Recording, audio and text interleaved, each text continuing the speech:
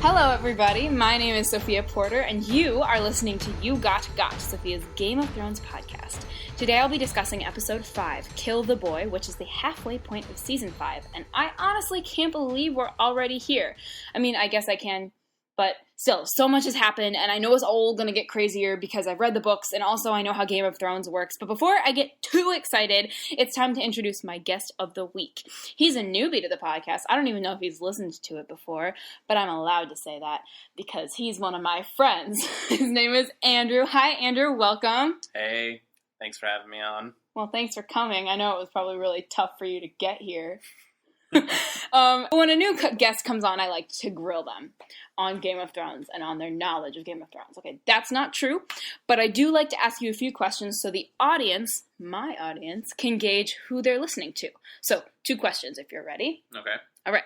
Number 1, realistically, because I know people like to play favorites, that's a thing that they like to do. I know this about Game of Thrones. But realistically, taking your personality and your hair color, because apparently that matters in the scheme of things, into account, which house do you belong to? Well, if we're going physically, I would say Stark. Brown hair, brown eyes. And I think I would find the most comfort in the Starks as well. You have that honor? I feel like it. All right. Yeah. Didn't you take a quiz, though, that said you were something else? No, it was Stark. Mm-hmm. It was. All right, yeah. all right, No, all right. Hey, I'm not gonna... It's less stress than being in King's Landing with all of the backstabbing, and you just do your job. You don't have to play the game in King's Landing. I mean, it's cold up there, but you just do your job. You live in Chicago. Like, you're fine. Yeah. You're fine. Yeah, I'd be set. All right. Well, that was easy for you. For Blair, it took her 5 minutes to get there, so you're already on top. All right. And secondly, whose butt do you think belongs on the Iron Throne? That's a tough one, because I would have to say that before he died,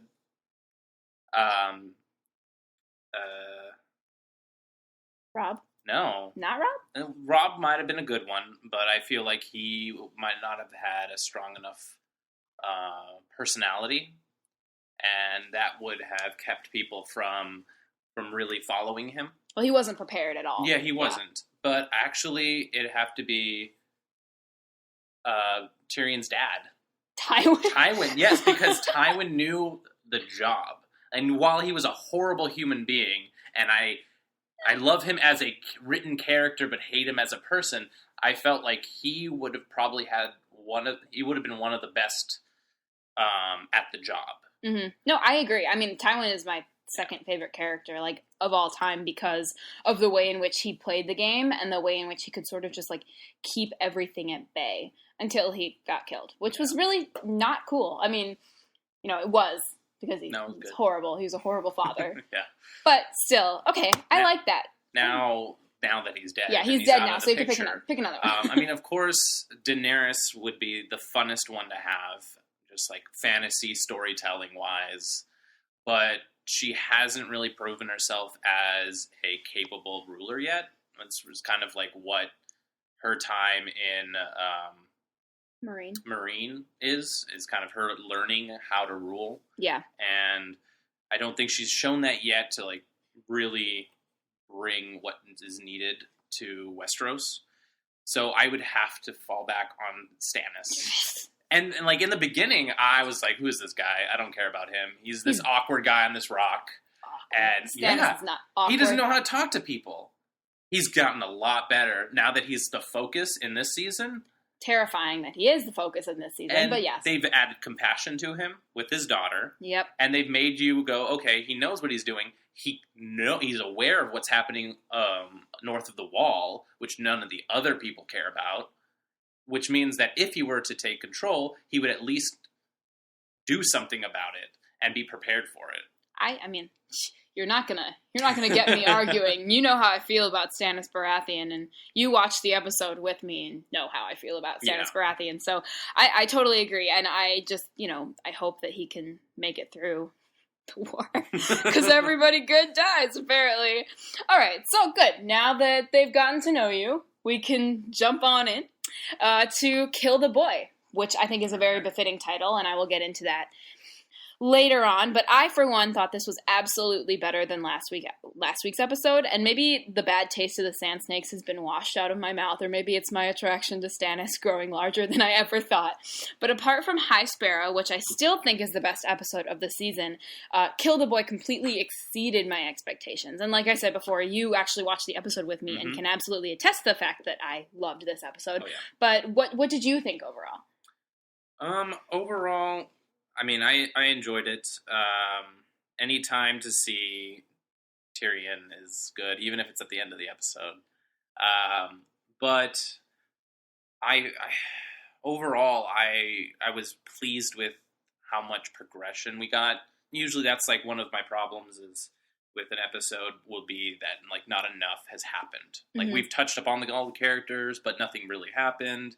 It's kind of just like reminding us where they are. And I felt like this one kind of pushed it a little bit more. We learned a little bit more. And that's what I feel about this season that I'm enjoying the most is that we're learning. Yeah, I agree. And, I was actually reading something that brought up an interesting point, which is this season has been really interesting for book readers because, we're seeing finally departures from the book, but we're also seeing points of the book that have sort of been muted since, like, up till now, and for apparently some watchers think that this is a really slow, some only like solely TV watchers think that this is a sort of slow season because it's this sort of slow burn, right? And you only read. I read the first 3 books. Okay, so you read the first 3 books, so you don't know pretty much. Now you're in uncharted territory as far as it goes. So you think that this has been the best season so far? Yes. No, well, it's hard. It's been a while since I've seen second season, and I felt like that one was one of the best. I agree. I love season 2. 3 and 4, their flaw was that it was one book cut up into 2, and therefore, like I said, season 3, nothing happened. Arya was still walking. She was still traveling. For the Red Wedding. Yeah, except for, like, specific points where, like, we were very high, but it was overall just, like, static. Like the beginning of the season was the same as the end of the season, and then 4th season it kind of started exploring things that didn't happen in the book, and that's when it got to me with like the last couple episodes were just very exciting. But this season I feel that since I haven't read anything past 3rd, it's all new, it's all fresh, and I'm excited about it. Yeah, I am too. And like I said, I think it's only going to get better. Like last week for me was a little bit of a setback with Barristan dying. Yeah. And with the horrible introduction to the Harpies. I don't know how you feel about not the Harpies, the Sand Snakes. There we go. Sand Snakes. Oh, yeah. I understand. You told me a little bit about how they are represented in the book. And I think I understand why they didn't go that way. They needed representations of the country. Yeah. And having all of his children be as diverse as you told me they were in the book, I felt like that might not paint a good picture of Dorne. Yeah, especially since they cut out a lot of characters in Dorne. Yeah, I mean, we won't go in very much to that. But I think that so far this season has been getting incrementally better, and this episode just put it right back on track. And now we can sort of dive right in. A little bit of a sidetrack, but that's okay. That's what a podcast is for. So we kicked it off in Meereen, where if you were holding out hope that Barristan Selmy somehow survived his vicious attack, all I have to say is that I'm very sorry, but not as sorry as the Masters are once Dany exacts her revenge strategy. She lines them all up, Hizdahr Lorak included, in front of her dragons, Viserion and Rhaegal. And even though Hizdahr utters the words Valar Morghulis, the fear is totally palpable when one is not only burned alive, but also eaten. That was a vicious scene, wasn't it? Yeah. It was rough to watch. And then for me, at least, this punishment was only scraping the surface of what the Masters and the Sons of Harpy deserved. However, Dany is nothing if not a diplomat. After turning to Missandei for advice, Daenerys speaks to Hizdahr and reveals her plan. And not only is she going to open the fighting pits once again, but, oh, Andrew, can you hear that? I do believe those are wedding bells in the distance. So literally right before Dany tells Hizdahr that she's going to marry him, I told you that that's what happened in the books.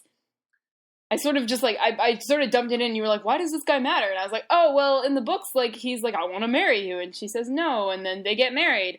But what do you think this means for Dany? I mean, obviously, she's starting to grasp, like, on to what it means to be a leader, but I'm interested to hear your thoughts. Well, I think it gives her more power.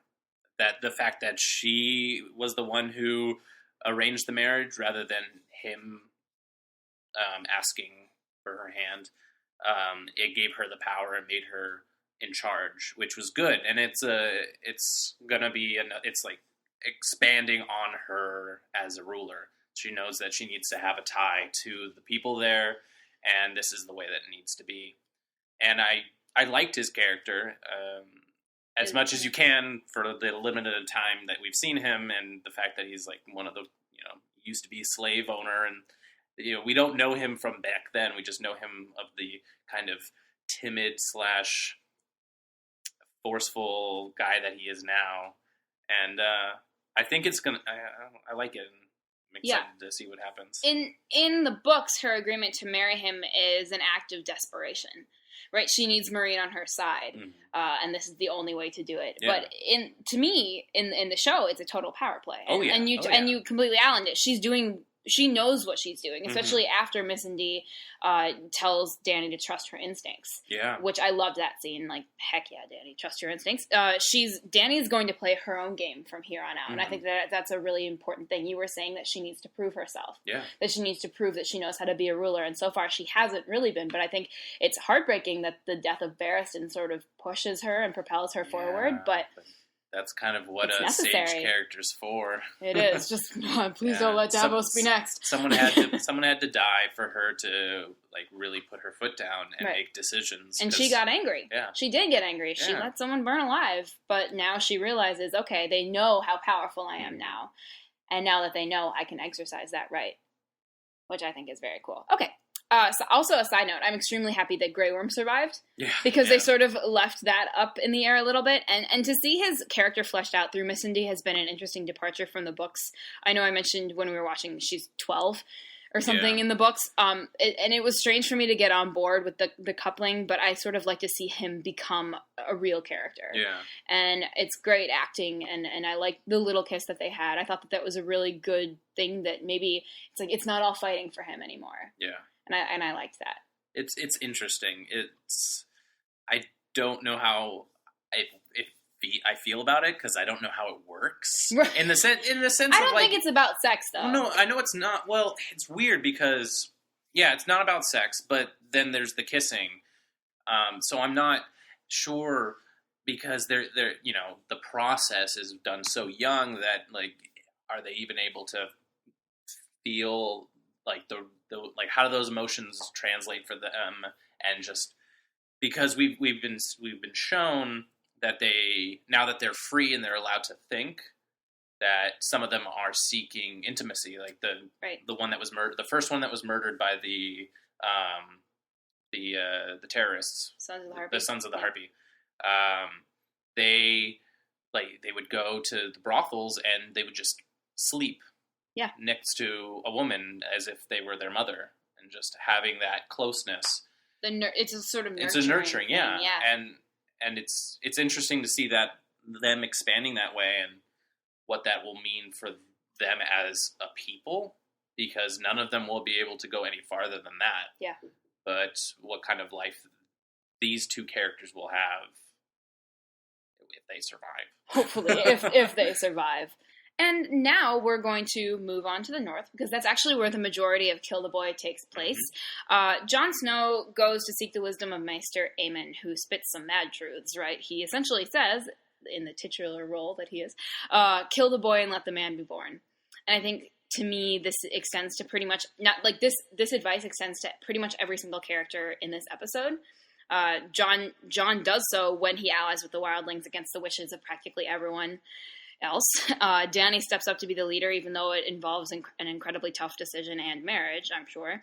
And Sansa, who we will get to later on, no longer fears being alone in Winterfell. Or rather, she realized that she's in a place of power because the North remembers. Mm-hmm. And this theme of kill the child inside of you has been a thread throughout the episode. And it's important to remember that when we started watching Game of Thrones way back when, they were all children, or rather, they were all innocent.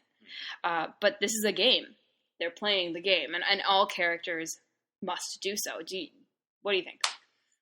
I think coupled with the choice of what Jon had to do 2 episodes back. Kill Janos? Yeah. And that one was reflected with the very first episode with Ned and what he had to do. And so I feel like with this episode, it's just kind of reaffirming that. Mm-hmm. It's like he did what needed to be done then. He took it upon himself to kill the person who needed to be killed because it was his choice. Mm-hmm. Or Stannis, technically, but... Yeah. And this is just him realizing that he can't fall back anymore. Right. Like he has to just keep going forward. There's no turning back now. He's Lord Commander of the Night's Watch. He's no longer like the Lord Commander's steward. He's literally in charge, and he has to make the tough decisions. And he sort of won the Night's Watch loyalty by cutting the head off of Janos Slynt. But now he's going to lose it again. Yeah. But he's making the tough decisions for the survival of everyone, because the White Walkers will literally annihilate everyone. Yeah. It doesn't matter if they're wildlings or not. Yeah, exactly. And like he said it straight. It's like, do you want them on the other side where they will be turned into enemies for us to fight? Or do you want to bring them over here and they can potentially fight for us or with us? And it's tough because it's always like, racial conflict. It's like just because they're on the other side, they're the other people. And they killed a bunch of our people. I mean, but the thing is, like, that's war, and they have to get by it. And hopefully they will. Yeah. That's we don't know. But continuing on the wall, personally, in this, I'm very glad that they brought Maester Aemon being a Targaryen up again, because it's something that's very rarely mentioned. I think they mention it once. Like, he and Dany are connected, and although it's quite unlikely they'll ever meet, Aemon still knows that she's out there, and he's aware that he has a bloodline, and it's not just over with him. And I just sort of love that in this episode, you sort of get to see a little bit more of Maester Aemon being a Targaryen. Yeah. He's not only Night's Watch, even though he is. When you join the Night's Watch, you sort of shed your house honor. Yeah, of course. But I don't know. I just thought it was... I love that. Yeah, because the Targaryens are such a myth in the world. Like, yes, we have Daenerys, but she's the only one, and we hear about the stories from both sides, the good and the bad, but it feels good to have another character from that house. Who's a little more real. Yeah, and who has more than just being a Targaryen to fill his character. Like, we didn't know him as a Targaryen until it was revealed, like, last season? No, I think it was season 2. Really? Yeah. Wow. I think it was that far away. Like, they have not talked about it at all, because it doesn't matter. No, it doesn't. Until he brings it up, and it matters. Yeah. And it's good to see that he's still concerned for her. And he's even though he's probably hasn't seen her in 20 years. I don't think he ever saw her. Well, you're right, because he probably would have gone to the Watch before she was born. Yeah. Yeah. So he has no physical or like no historical contact with her except for the fact that it's their blood. And that's enough. And the way he talks about her is as if she's family.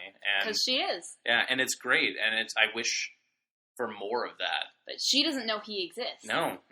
And I think that's part of what was so sort of heartbreaking about that scene is he's like, we're so far away and we'll never know each other. It's because she literally has no idea that she has family. Literally, like, blood family alive still. And I mean, obviously, he's pretty much on the brink of death. I mean, he's an old man. Yeah, there's no question. They're not going to meet. No. And so it's just that sort of, like, their paths will never cross. But I'm really glad that they put that into this episode. So moving on, because we'll get sad if we keep talking about it. Jon gets Tormund Giantsbane, who we haven't seen in many weeks, to agree to an alliance. Well, Tormund will agree if Jon will travel to Hardhome with him. And the problem is that the Night's Watch are not happy with it. Nope. As Dolores Ed says, the Wildlings killed Gren and Pip. The Wildlings killed Ollie's family, and even though they have suffered losses, Castle Black belongs to the Night's Watch. And and obviously this makes me afraid because Jon is going to lose any support that he had. And the worst part is that he's leaving for time. Exactly. Which he's going to have to put someone in charge, and they're going to have time to either talk about it or I smell a coup. Exactly. And it's just. It's not going to be good. No. He's going to come back and it's going to be a shit show. I'm sure. And you know, with Alistair Thorne as First Ranger, you know, that's terrifying. And we don't know who Jon is going to set up as his, second. I know. But he's pretty much lost loyalty. And Dolores Ed is like, I'll stand by you. You're my brother, but I can't abide this because they've killed our friends. Yeah. But they've killed our brothers. And it's. I agree that Jon did the right thing because in war you have to make the tough decisions, kill the boy, right? But it does not spell out. It spells out trouble. That's what it spells out. Only more complications can come from this. Poor Jon. He's never. Oh God. So. Still on the wall, we find out that Stannis has decided now is a time he will march on Winterfell, and I can only say Godspeed. Well, with Stannis becoming the number one sympathetic king, it's terrifying to think that he's marching into battle on uncharted territory. Right? The Boltons now, they know the North. Mm-hmm. Stannis, unfortunately, does not. He does not know the North, and I don't think even Melisandre's power will be able to help him. You know, she can light fire, but and her in the books at least she talks about how using her magic drains her, and when she's out in the cold with not much heat, it sort of terrifies me. And let's just hope that he, being the best war commander in Westeros, will be able to get him through. And so, Andrew, I'm sure you're afraid for the Mantis, but do you think he'll be successful? I mean, Littlefinger certainly thinks he will be. Yeah, I'm hoping he gets at least through the North because, and I think that a lot of it's going to be in part with Sansa's storyline. Mm-hmm, I think so too. I feel like some big climactic thing's going to happen with that, which is going to then ripple into the confrontation with Stannis, and it's going to give Stannis just enough of a lead where he can get through. Yeah. And whether or not he gets there too late and something happens and they're dead already, or he comes in and hopefully beats them up. I hope he does. And takes them out. But I feel like it's going to be like a blending of those two. Yeah, because the Boltons aren't going to go down without a fight. No. The question is whether or not Theon... I almost wonder if Theon's going to step up to the plate at some point, if he's going to sort of stop being Reek and start to sort of show a little bit of Theon again, maybe because now Sansa knows that he's there. And I think that if that happens, it's going to be because of Sansa. Like, Sansa's going to try to talk to him, though she hates him. And it's only going to happen if she finds out that he didn't kill her brother. Yeah. I hope, I pray for my Mantis. I want him to survive. I love him very much, and I love Davos. And if Stannis is dead, I'm pretty sure Davos is dead, so fingers crossed. And I also just want to talk about the scene between Stannis and Sam the Slayer, because it's very brief. Stannis apparently and surprisingly has humility and tells Sam exactly of it. He failed in war, and he's never killed a White Walker, whereas Sam absolutely has. And I think here we see complete opposites when it comes to men of Westeros, right? We've got Stannis, this hardened, cold leader, and we've got Sam, who's very sweet and very kind, and he would rather be buried in books than buried in war. And yet there's an air of respect that Stannis gives off, which, of course, I, being the biggest Mantis fan out there, picked up on. Because Sam has done the impossible. Right? He's killed a White Walker. Stannis has never done that. Stannis has killed men, sure. Mm-hmm. But killing a supernatural entity... I mean, maybe he'll get that when he kills Roose Bolton the vampire. But, up until that point, I don't know. I just really like that scene. They didn't have to put it in. But it was another way of sort of showing that Stannis has this humility. Yeah. And it just makes me more nervous every single time they put a freaking Stannis scene in that's not written in the books. I'm just like, stop, you're gonna kill him off, I know it, you know? Yeah, because that scene, we didn't learn anything new about the situation or anything. It was all character exposure. Yeah. So they've been doing a lot of, ever since he left Dragonstone, he's had interactions with other people, which has been perfect for his character, because before then it was just him and Melisandre. And he was like, he was correcting grammar, but other than that, he was just, you know, whatever. Yeah, and so now he's interacting with Jon, he respects Jon, and that feels great, and he's talking to the Sam, and it's just... And his daughter. That great... that will forever go to... I think that's still the best scene of the Game of Thrones so far. Yeah, no, I just love it that they're making him more human. But, you know, I'm still nervous. Okay, so we'll move on from the wall. In Winterfell, rather on the outskirts of Winterfell, Brienne and Pod try desperately to get a message to Lady Sansa. She is not alone. And she does get it in a roundabout way. And not until after we see Ramsay and his lady lover Miranda, who errs on the skirt of terrifying. I feel like she voices her distaste that Ramsay is getting married to Sansa, and he definitely gets even creepier, which I didn't think was possible, when he tells her that he'll keep Miranda around as long as she doesn't bore him. And we all remember what happens to girls that bore Ramsay, don't we? In case you forgot the Lion and the Rose, when he sends the girl out running and the dogs chase her down. Yeah. So I'm terrified of him, and I'm terrified for Sansa. Yeah.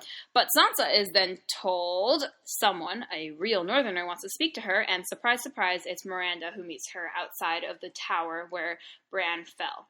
And talk about parallels, right? This episode was chock full of sort of parallels and hearkenings to the first season. And I don't know about you, Andrew, but I still don't trust Miranda, and I'm not sure we're supposed to feel like any which way toward her.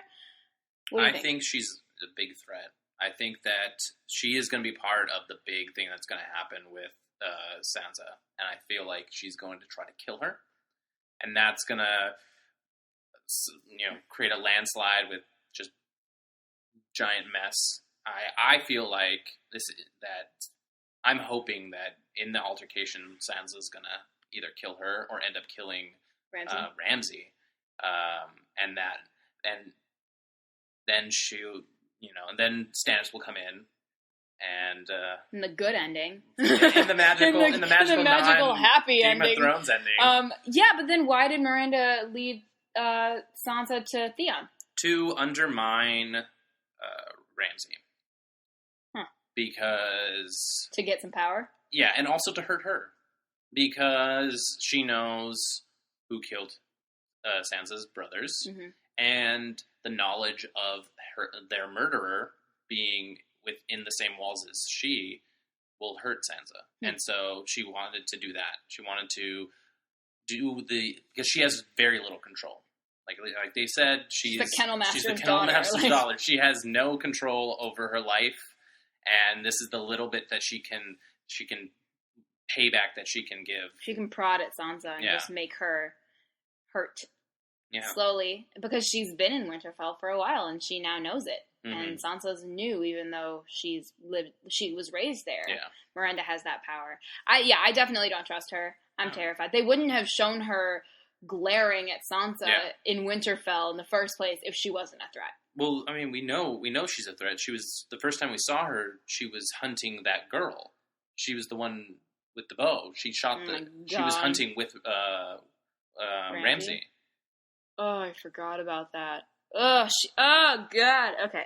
Yeah, so all in all, we do not trust her. No. We do not trust her. She and Ramsay can go and do whatever they want as far as I'm concerned. Go away together.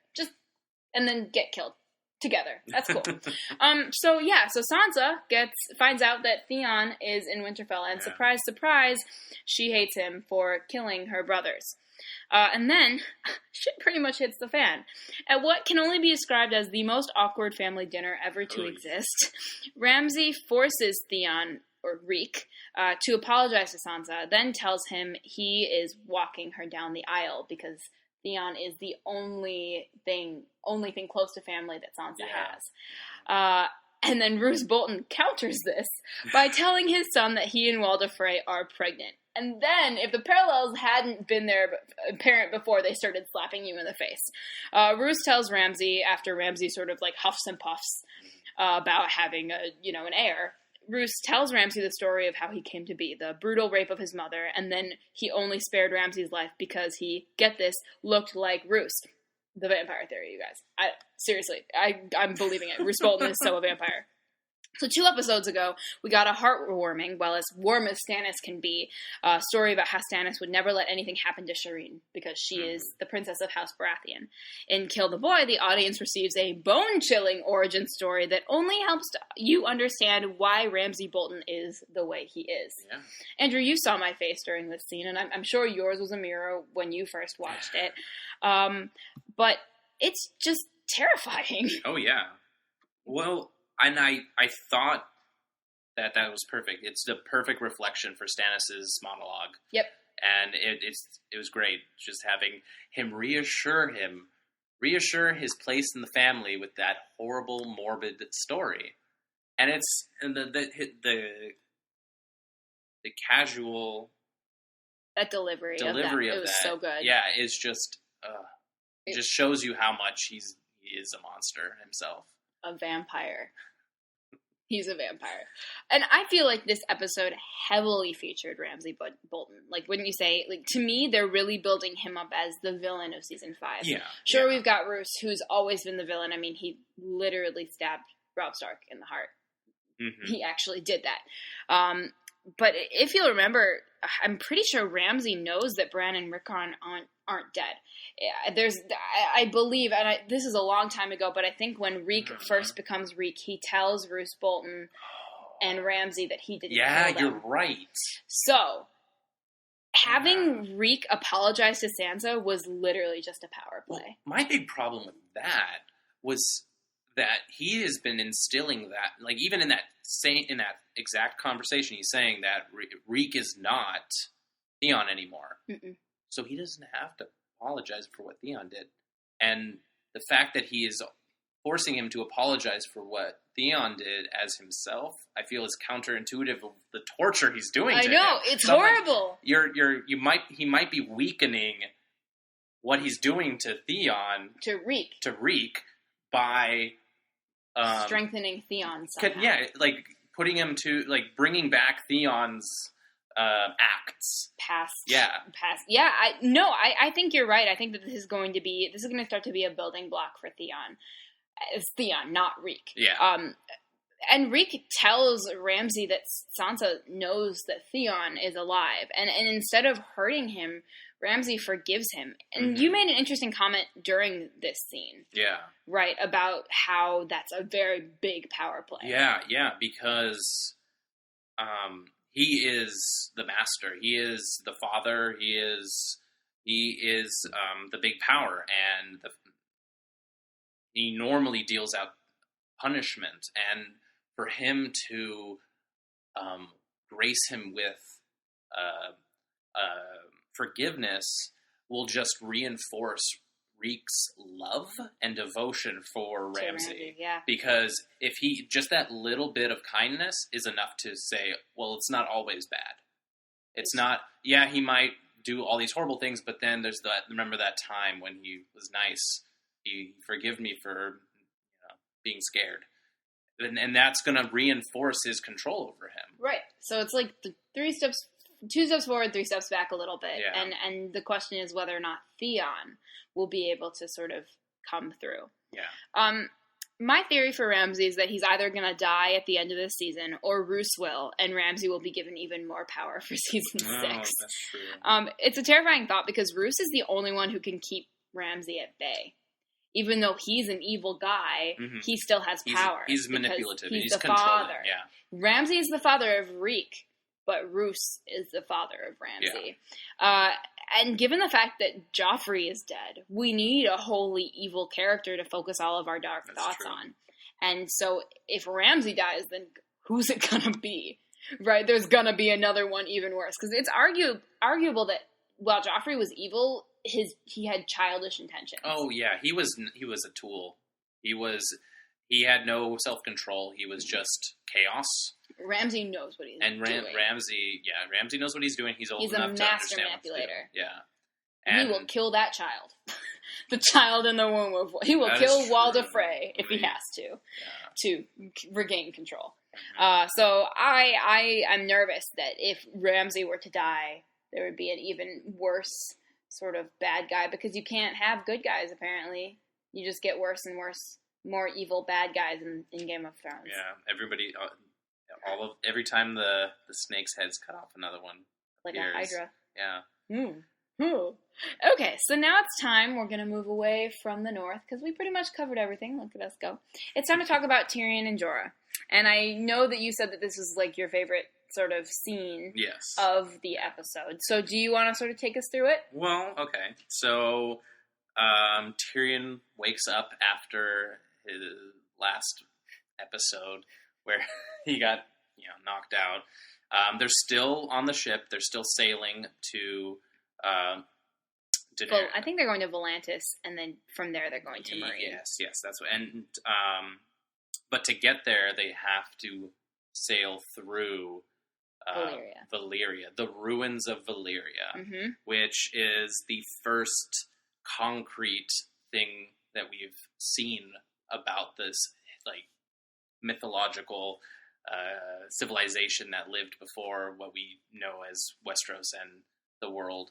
Yep. And it's where we see Drogon again, and we see the full extent of grayscale with the Stone Men.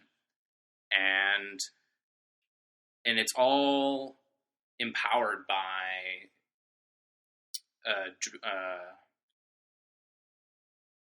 Tyrion and Jorah's reactions. Their interaction, because they're both fascinating characters, and it's our first time seeing them together. Yep. And both actors are great, and they know how to work together. And it's just Tyrion still reeling from the destruction of his life. And which is, his obsession with drinking is just his way of coping. And we see that again in this episode. And it's just them talking about Valyria and the destruction of Valyria with the Doom. And it's just a reflection of his life and Jorah's life. And then we have Drogon come in. And it's kind of like a catharsis, I think, to me. Yeah. For Jorah, it's a reminder that Daenerys is out there and strong, and you can see it in his face. And with Tyrion's... It's a whole new life. It's a whole new life. The impossible is possible now. What he thought was myth is real, and now there's hope. I thought that Drogon showing up, the way in which Drogon has shown up in this season so far has been perfect. Oh yeah, because in the books he doesn't show up till the end of book 5. That's like the first time we see him, after he flies away. Yeah. But he showed up when we needed him with Dany, and he's shown up again now. These two characters who have literally lost everything, and he's a reaffirmation that they're on the right path, or that this journey that they're going on just started. And so I thought it was like a totally perfect scenario, but then it gets ruined. Oh yeah. And we get our first experience of the Stone Men. Yeah. Which is really interesting, because I've heard a little bit about how it's done, how they talk about it in the book. And of course we've only heard about how it spreads and they send them off. And it's an interesting scene, because it's there to break the tension, to bring fear, and to doom one of the characters. Yeah, and it's sad. I mean, you can say obviously which character it dooms. Jorah does not come out so lucky. But what did we expect? No, I mean This whole scenario is one that differs from the books only in character. And I'm going to get a lot more into the showdown, and when we get into the showdown portion of this episode. But what I will say is that Jorah is absolutely going to die.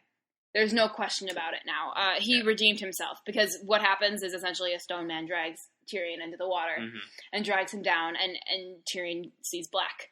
And then he wakes up on the shore, and Jorah has rescued him. Yeah. And when Tyrion asks, did they touch you? Jorah says no, and then he walks away, and it is revealed that, they did indeed. And grayscale is a death sentence for adults. I mean, it really is. Shireen was a baby, and so it was easy, and Stannis had power. So he could get healers to make her better and to stop the spread. But Jorah, he's a traveler. He's a sellsword. He literally, he's not, but he's an exiled. Yeah. He's exiled. He will not get treatment. No. He's redeemed himself, but now he has a death sentence with the grayscale. And it doesn't matter if he gets to Dany or not, but it's going to fuel his fire to get there before the grayscale reaches him. And for me, I don't think he will let it kill him. I think he would rather go down fighting in the fighting pits or saving Dany's life. I don't think that he's going to let he's not going to go to Valyria and live out his life with the stone. No. It's a total redemption arc, and it's going to be a heartbreaking one. But it was so necessary, because I think a lot of people were mad at him. Yeah. Oh, yeah. I mean, he's not as creepy as he is in the books. God, he's so creepy in the books. But it's still,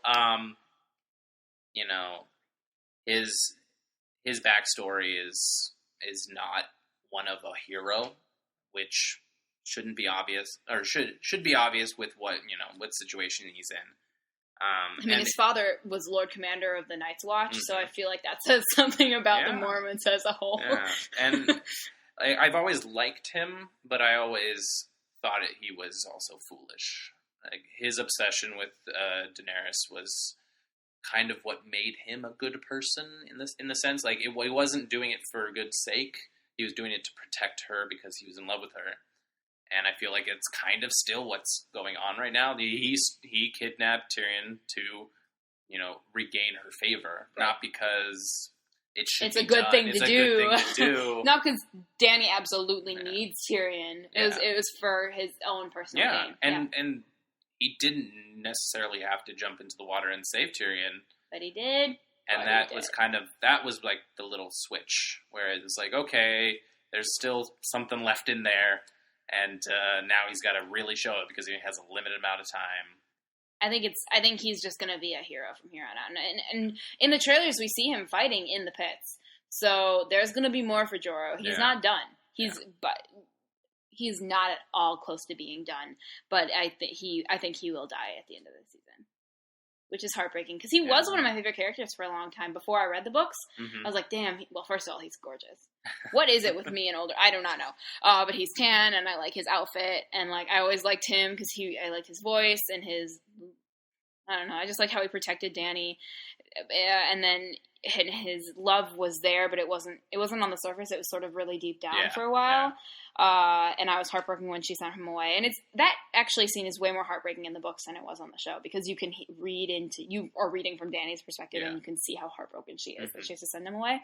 But for me, I'm really glad that they've finally redeemed him in a way that is heartbreaking, but at the same time makes sense for his character. And so I'm interested to see how he's going to die, because I do think that he will die at the end of this season, which is sad. But we said goodbye to Barristan already, so that was a surprise. At this point, anybody can die. It's anyone's game. I think that's been established a long time ago. Yeah, so I think it can. Okay, so now we're done with the overview. Look at us go. It's time to move on to my favorite segment of the podcast, Davos Talk, which was severely lacking last week because he wasn't in it. Another reason why that episode just wasn't as good.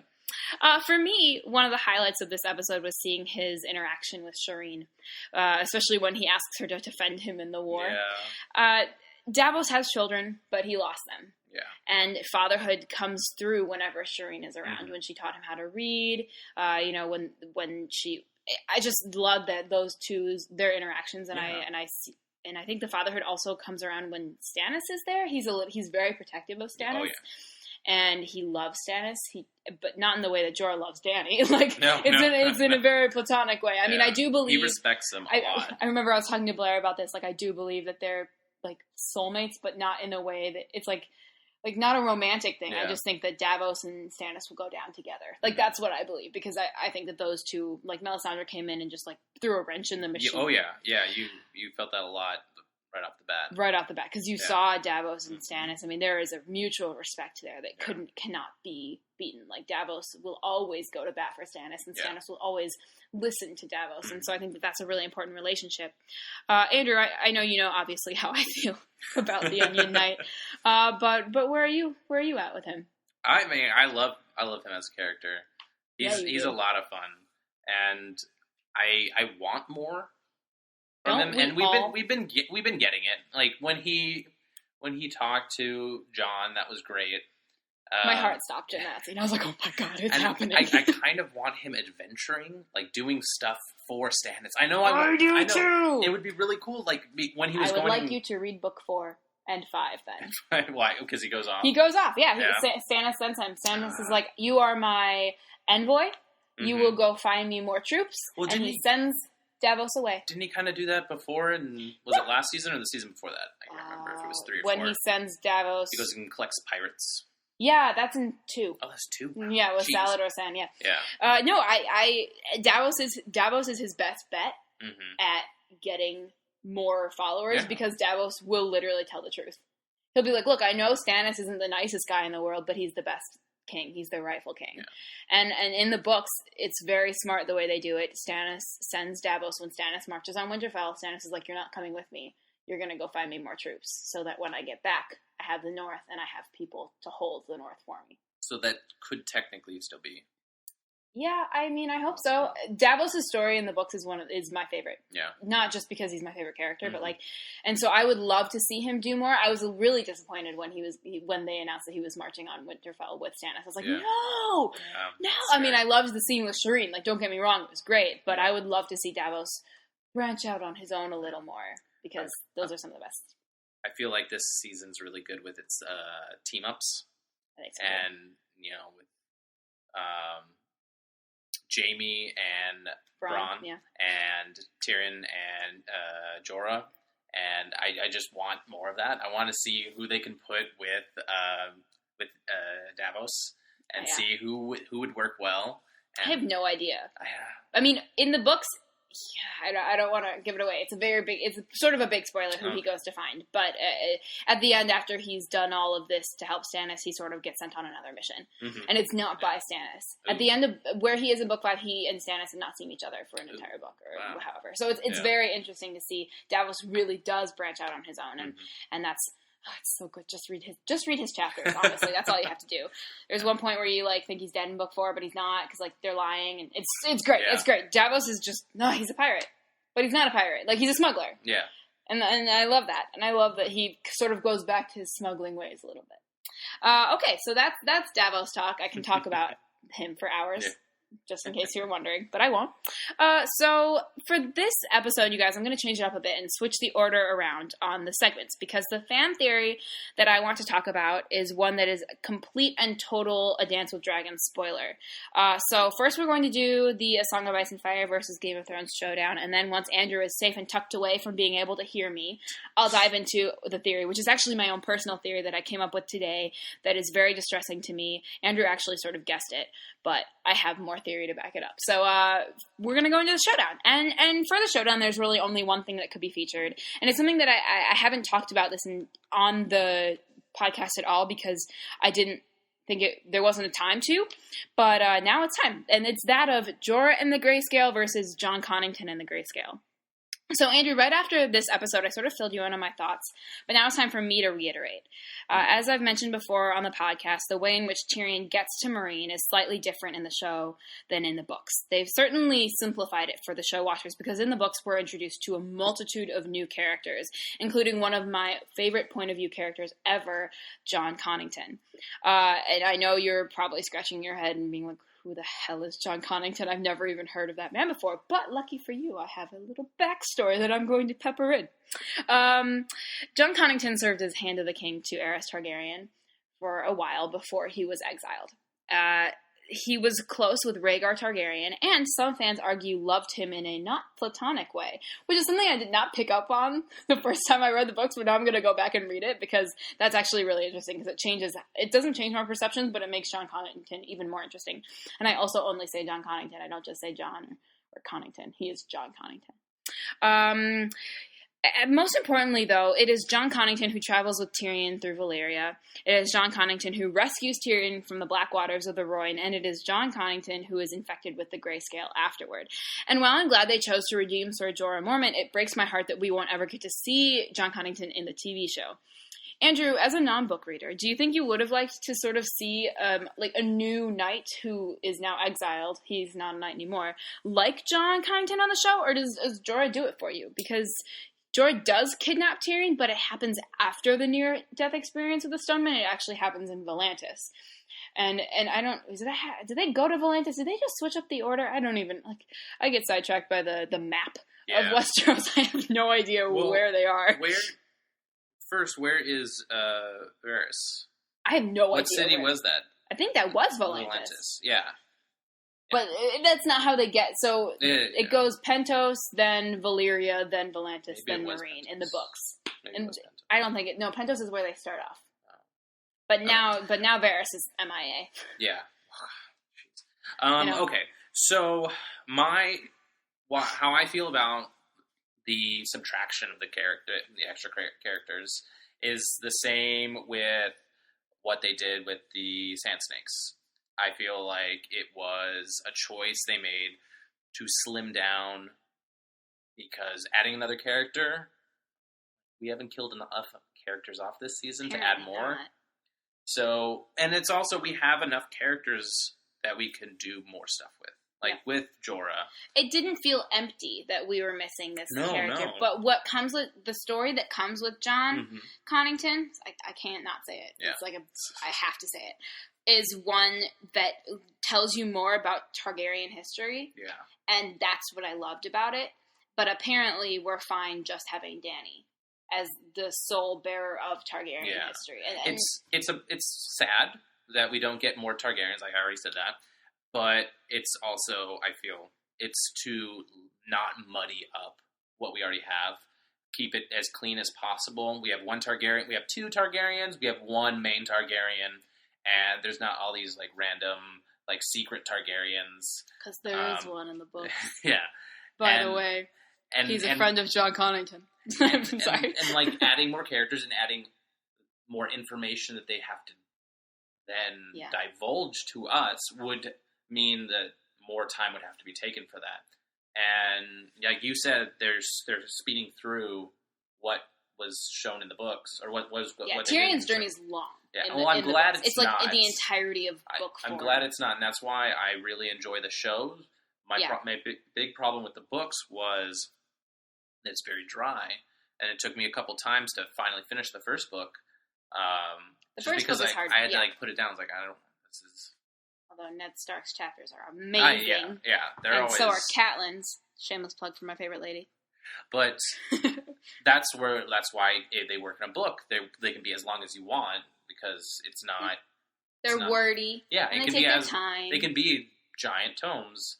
You can do that, but with the TV show, you only have so much time, and with 10 episodes, an hour long each, they got to trim it down, and I feel that it's... Because the books were created first, they can choose what's best for the story for the TV show. Because the brunt of book 4 is actually Greyjoy. And they completely took out Greyjoys. The Greyjoys actually get really interesting. I'm sure the Greyjoys deserve to be redeemed. Yeah. At some point, right? I'm hoping... That's probably what they're going to do with Theon. Season 6. No, that's what I think they're going to do with Theon. Theon is going to be...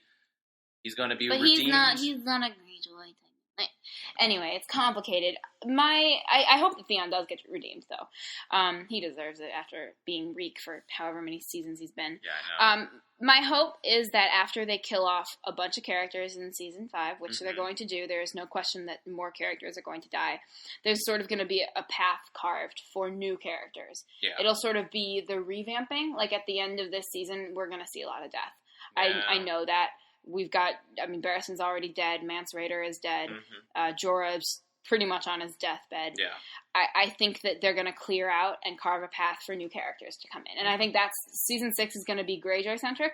And I also think possibly they will bring in Jon Connington, but it'll be in a different way. Yeah. And it'll be in a different way, and we'll see the secret Targaryen that everyone's been talking about. I think it would be really cool, like a big reveal, like once we've kind of established like Dany's seat for power, and then like, look, we have this secret weapon, more Targaryens. Yeah, that's a great plot twist in the book, by the way, when you find out that there's actually another Targaryen out there. It's really good. You guys should read the books, is what I'm saying. But I'm hoping that season 6 will sort of, we're going to see new characters. Because in season 2, it was like season 1, we had all these characters that we knew. Ned Stark gets killed. That sort of carved a place for Stannis Baratheon to show up and Renly to sort of become like a major player. And so they sort of do that. There's like this ebb and flow of characters we know going to the one season, and then at the end of that season, a bunch of characters get killed off, and then they slowly get replaced by characters that we don't know. And I'm hoping that that's going to happen. Overall, I desperately wish we could have seen Jon Connington, but I understand. Too many characters, blah, blah, blah. Whatever. I'll just take my bitter self back and reread his point of view chapters to satiate. But I am glad that they redeemed Jorah. So I can totally see why they did it in the show. It makes way more sense than to have added new characters. And then just to, like, you add a new character, he gets grayscale, you don't care. It's like, oh, okay, this guy saves Tyrion, and then, I don't know it. We're already invested in him. That's the best choice. I get it. I'm understanding. Jon Connington's my third favorite point of view character, so, okay, so now it's time for the rating of Kill the Boy, because we're going to do the fan theory later on. And Andrew, you're new to this, but I'll lay it out for you. Instead of your standard run-of-the-mill boring rating, I rate episodes based on beards. Last week, both Kyle and I gave Sons of the Harpy a Barristan beard. May he rest in peace. The week before, I awarded the High Sparrow with the honor of Sir Davos, which is pretty much, besides Tormund, the highest honor you can give an episode. And for me, this week was certainly a Stannis, meaning that it had sexy stubble all around. Nailed it. But what about you? I'll have to say Tyrion's beard being surprisingly thick and rich, just like this episode. It was. I agree. That's a good one. And Tyrion had a near-death experience. It's all very important.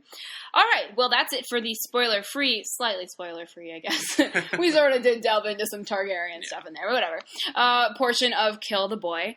Andrew, how can people reach you on the various social media sites? I know you have a new book, so you want to shamelessly plug it. Yeah, I'm working on a collection of short stories and illustrations that explore the realm of faerie, world of fairies, and you can find out more at my website, misiscoart.com. That's MISISCO art.com. You can also find me on Twitter and Instagram, Andrew Misisco. Same spelling. Yeah. And his stuff is really beautiful. You guys should check it out. Support him. Support your local Chicago artists. And thank you so much for being here. And now go cover your ears or leave, because I'm about to dive right into some Dance with Dragons spoilers and theories. It's time now, folks, for the most spoilery of fan theories. Granted, it's not a spoiler if you finished A Dance with Dragons, but still. If you haven't, tune out, because this is literally probably the biggest spoiler of Book 5, and unless you really care about getting spoiled, because I'm sure they're going to do it in the show, mute me. In this episode, we get a scene with Ollie, Jon's newly appointed steward, and the Lord Commander himself. Essentially, Ollie declares that he can't understand why Jon would ever support the wildlings, and if you'll remember before, I said I smell a coup on the horizon. Well, we book readers know what happens at the end of Book 5. Rather, we're left to wonder whether or not Jon is going to survive being stabbed multiple times by his own men. Of course, there are theories as to how he'll come back, but for now, I'm going to stay away from those. Obviously, there are a lot of them. It's my belief that by siding with the wildlings, Jon has made himself an enemy in the young boy steward. Instead of it being Bowen Marsh who deals the dagger blow, I think young Ollie will be Jon's downfall. If you'll remember, this episode was titled Kill the Boy for a reason, and I think that while much of it did refer to Jon, Ollie has gone through a similar change as well. Look, I won't lie to you, I've never liked the kid, and I'll tell you that for free. He killed my main girl, Ygritte, and that is a kind of sin that can never be forgiven. But wouldn't there be some kind of evil, poetic justice in Ollie slaughtering both Jon and his fiery-haired lady? I mean, it's a terrifying thought, but it's not all that far-fetched. If my other theory holds and Ramsay is killed, who better to step up to the plate as most hated in the realm than the boy that kills everyone's favorite bastard? There's no question that Jon will meet his grisly end at the end of this season. I mean, they fast-tracked his story so much that it can only end in one way. But I think that Benioff and Weiss titled this episode Kill the Boy for more than one reason. I know it's a dark theory, but it wouldn't be Game of Thrones without crippling, suffocating darkness, now would it? I'm interested to know your guys' thoughts as always. Will Jon survive if Ollie kills him? And will Ollie be the one that murders him? Will there be more giants? Only time will tell. But you can catch me on Twitter at YouGotGotPod, and if you want to shoot me an email outlining your own personal theories, please do so at YouGotGotPodcast@gmail.com. If you feel so inclined, my personal Twitter is at s5e5. Thank you guys so much for tuning in this week, and remember, night is dark, but filled with Davos.